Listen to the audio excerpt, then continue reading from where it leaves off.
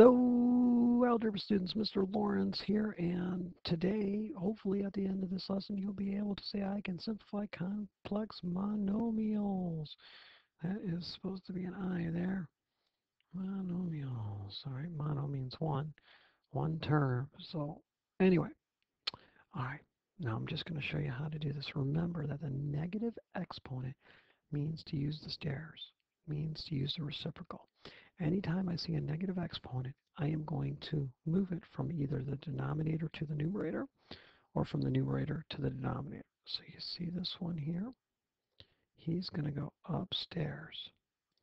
And what I'm going to have, I'm going to rewrite the whole problem here, okay? I'm going to have 25 in my numerator, 10 in my denominator. I'm going to have an x to the sixth in the numerator times an x to the first. Where'd the x to the first come from? He came from the denominator. It was a negative exponent. I moved it to the numerator. Okay? Now, this y to the negative second is going to go to the denominator. So, in my denominator next to the 10, I'm going to have a y to the 10th. That's from right here. Times a y to the second. Okay? And now, this one's a little bit unusual.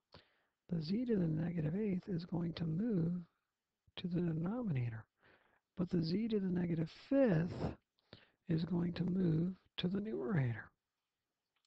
So my numerator will become z to the fifth, and my denominator will become z to the eighth. And now I'm going to do my best to simplify everything. Well, I know that 5 goes into 25 and 10. So I'm going to divide them both by 5 and get 5 over 2. So my new fraction will have a 5 in the numerator, a 2 in the denominator. All right, x to the 6th times x to the 1st is x to the 7th. See how it's in the numerator? Okay, my y's will be y to the 12th in the denominator. Now my z's, I got a z to the 5th over z to the 8th. Well, you might be thinking, hey, that's z to the negative 3rd, and you can think that way. But that negative exponent says use the reciprocal, so it's 1 over z to the 3rd. So that z cubed is actually in the denominator. Or you might think about it this way. Z times z times z times z times z over 8z's, right?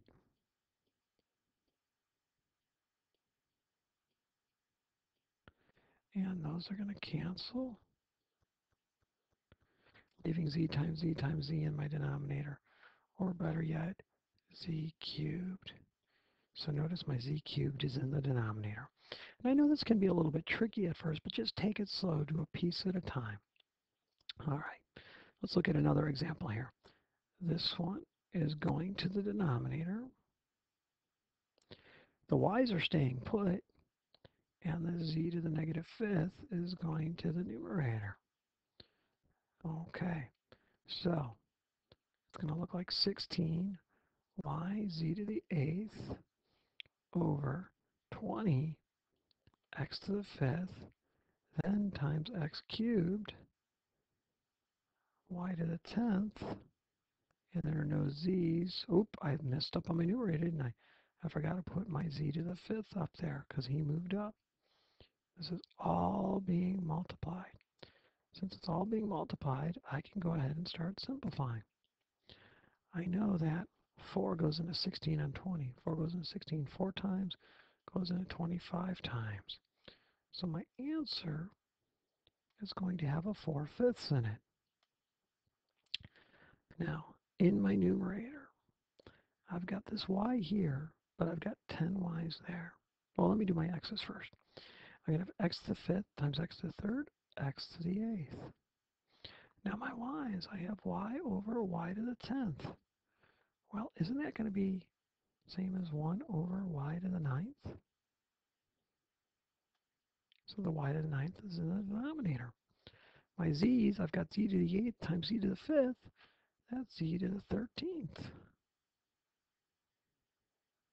And there you go. That's it. You can't tell me what x, y, and z is because there's no equal sign. All right, let's look at one more example. Now, I strongly recommend that you try to do this with me. Don't just watch. You can't learn math by watching me do it. You have to do it yourself. And if you need to, go back and rewatch the video. Okay, my x's are going to stay put. My y to the negative fourth is going to go to the denominator.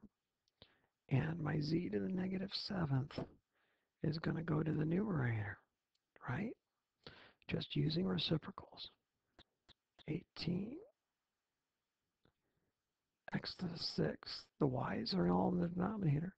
Z cubed times z to the seventh. I'll have a 24 in my denominator. X to the 10th. I'm going to have a y to the fifth. And then the y to the fourth that moved down from the numerator. My z to the negative seventh moved to the numerator. And so there are no z's in the denominator. Now it's time to simplify. I'm going to divide both these numbers by 6 and get 3/4, I believe. Okay, so my answer will have a 3/4 in it, a 3 in the numerator, a 4 in the denominator. X to the 6th over x to the 10th.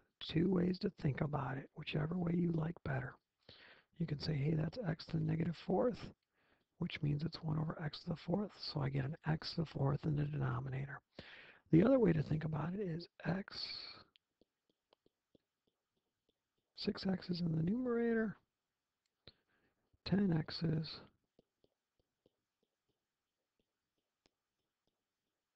in the denominator.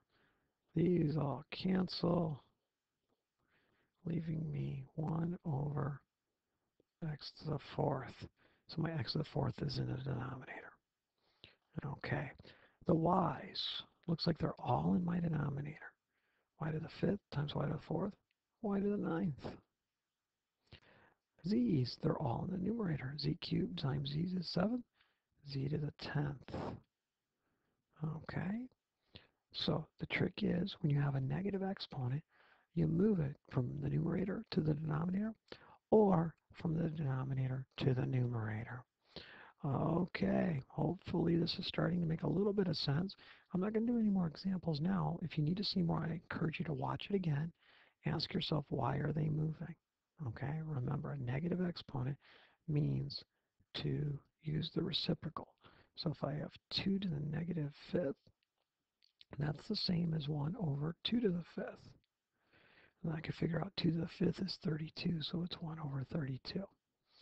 All right, that's your lesson for today. Come on in tomorrow. We'll get some practice with that, and we'll be all good.